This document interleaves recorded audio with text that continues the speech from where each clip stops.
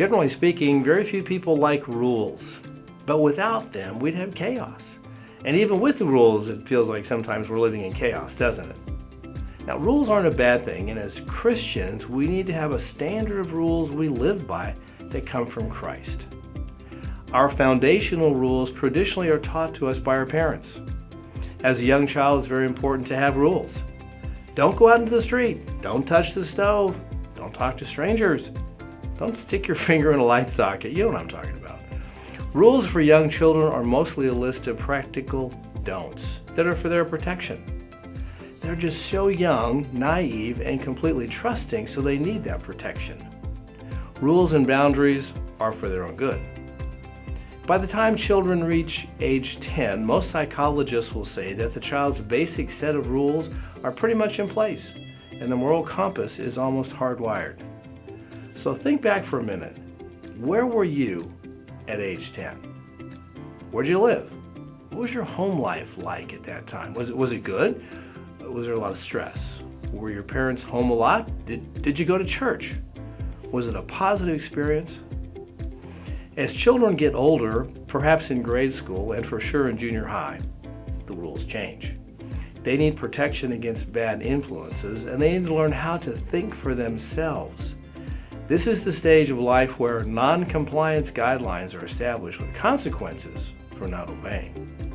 For example, if you stay out past midnight, you're grounded, or whatever the rule might be.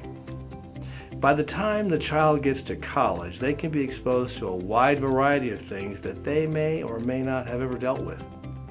This is why it's so critical to have a solid biblical foundation before college. They need more than just rules. They need to know the reason why something is okay or not okay, or else they'll end up getting swept away in the pressure of the moment. After all, everybody's doing it. Not good.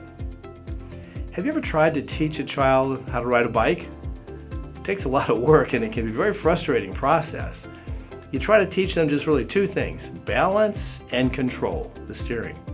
Good news is they have training wheels nowadays to help. If you apply this metaphor to life, the training wheels are like the rules.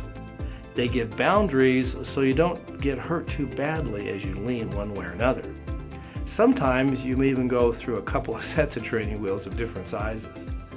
As you mature and develop, though, you learn how to have balance in life and how to better control yourself in a way that is pleasing to God.